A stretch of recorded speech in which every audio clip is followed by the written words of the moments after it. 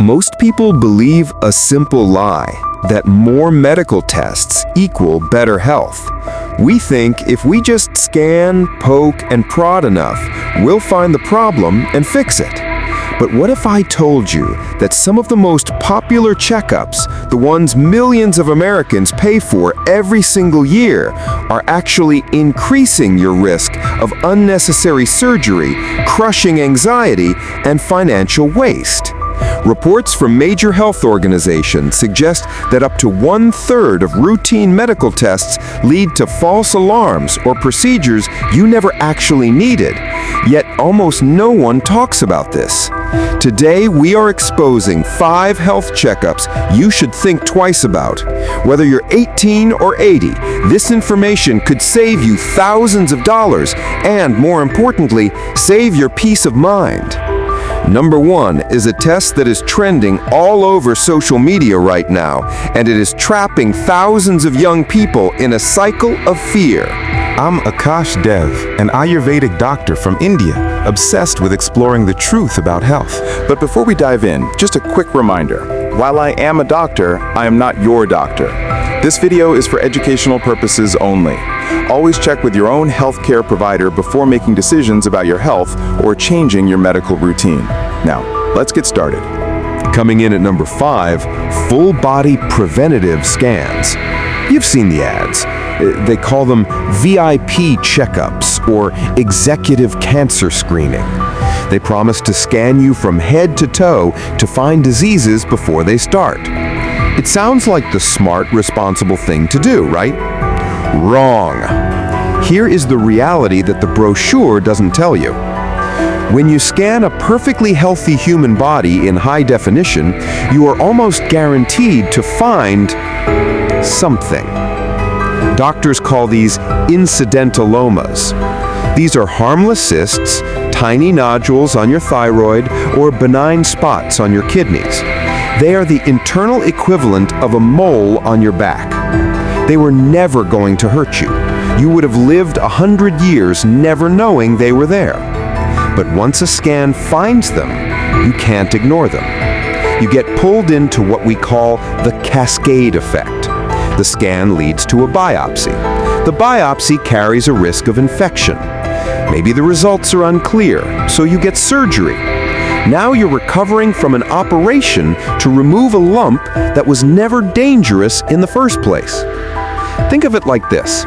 Imagine taking your car to a mechanic and saying, "It runs perfectly, but I want you to take the entire engine apart just to look." They will find a screw that looks a little old. They will find some grease, and they might break something while putting it back together. Plus, let's talk about radiation. A full-body CT scan can expose you to 50 to 100 times the radiation of a chest X-ray.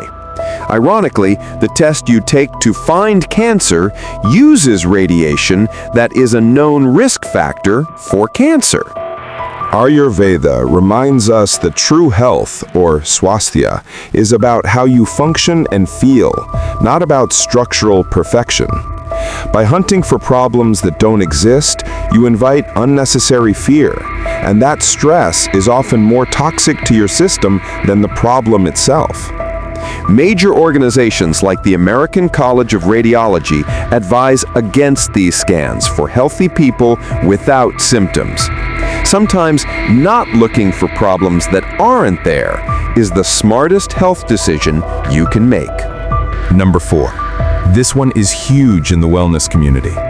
The 100 food sensitivity or allergy panels. I see this in my practice all the time. A patient walks in terrified. They are holding a piece of paper that says they are allergic to strawberries, gluten, almonds, chicken, and air. They're starving, they're anxious, and they're confused. But here's the secret labs don't want you to know. Many of these mail-order tests look for something called IgG antibodies. In the medical world, having IgG antibodies to a food often just means you've eaten that food recently. It's a memory marker, not necessarily an allergy marker. Even the standard skin prick tests done by doctors have a massive flaw when used incorrectly. Research from the American Academy of Allergy, Asthma, and Immunology suggests that indiscriminate screening panels have a false positive rate of roughly 50 to 60%. It's like installing a burglar alarm that goes off every time the wind blows. Eventually, you stop living your life because you're too busy turning off the alarm. I've seen people cut out healthy, nutrient-dense foods because a test told them to, and they end up with actual nutritional deficiencies.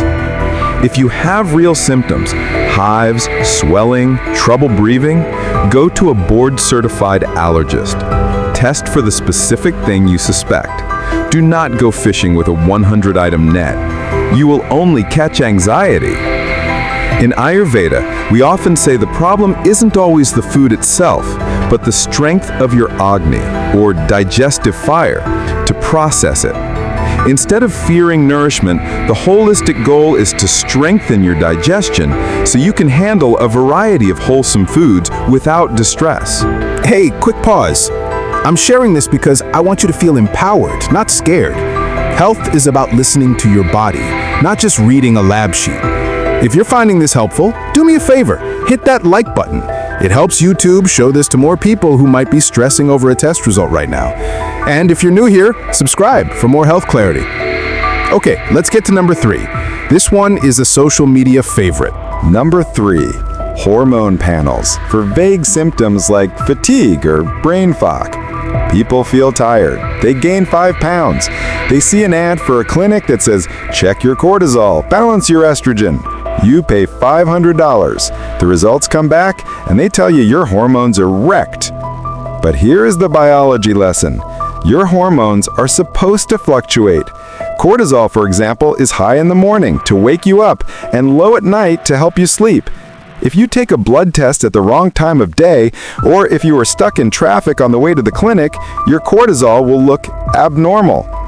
Taking a single blood test for hormones is like taking one photo of a marathon runner and saying, look, both his feet are off the ground, he must be flying. No, you just caught it in motion. The danger here is that young people are being put on hormone replacement therapies, testosterone or thyroid meds that they don't need. This can shut down your body's own natural production. In my experience, 90% of the time, fatigue isn't a broken thyroid. It's poor sleep, high stress, or a nutrient gap. Address the lifestyle first before you let someone hack your hormonal operating system. From an Ayurvedic lens, fatigue often points to depleted ojas, or vital essence, usually caused by living out of sync with nature's rhythms. Rather than forcing chemical changes, we focus on dinacharya, daily routine, to gently guide the body back to its natural state of balance. Number 2. This one is controversial, but the data is clear. Routine cardiac stress tests for healthy people. Maybe you're 45, you want to start a gym routine, and your doctor says, let's just put you on the treadmill to be safe. The U.S. Preventive Services Task Force actually recommends against stress testing for low-risk adults without symptoms. Why? Because of false positives. Here is the common scenario. The stress test shows a shadow or an irregularity. Now the doctor has to follow up. You get sent for a cardiac catheterization. That is an invasive procedure where they thread a tube into your heart. We see cases where the tube causes a bleed, or a tear, or a reaction. And the result? Oh, your heart was fine, actually. It was just a shadow on the first test.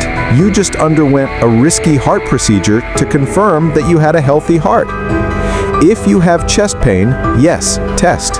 If you have a strong family history, absolutely, check. But if you're just curious, a stress test is a coin toss you might not want to play. In Ayurveda, the heart is known as Hridaya, considered the seat of both circulation and emotion. We believe in protecting this vital center not through aggressive scrutiny when you feel well, but by prioritizing emotional calm and keeping stress levels low. And finally, the number 1 most overused test, random vitamin D and B12 screening panels. This is the bread and butter of the wellness industry. We're told that if we aren't at optimal levels, we are sick. But here's the catch. Lab ranges vary wildly. What one lab calls deficient, another lab calls adequate. Furthermore, vitamin D levels naturally drop in the winter. That is evolutionary biology, not necessarily a disease state. When you test without symptoms, you almost always end up on high-dose supplements. And yes, you can overdose on vitamins. Too much vitamin D can strain your kidneys. Too much B6 can actually cause nerve damage, tingling in your hands and feet, the exact symptom you were trying to avoid. Unless you have a specific condition or a strict dietary restriction, your body prefers to get these from food and sunlight, not a chemistry set.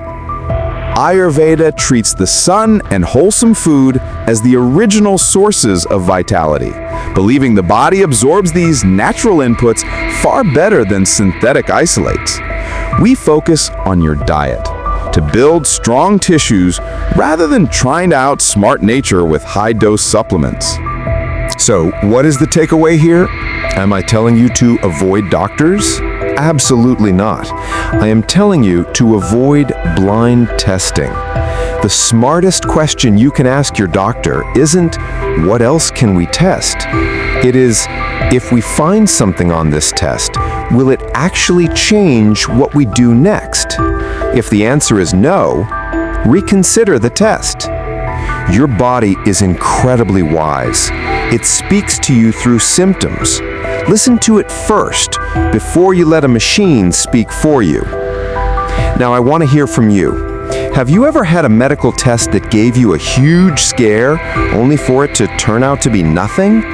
Or have you fallen down the rabbit hole of Google diagnosing? Tell me your story in the comments below. We can all learn from each other's experiences. If you found this video helpful, please subscribe. We are building a community here that values clarity over fear. I'll see you in the next video. Stay healthy.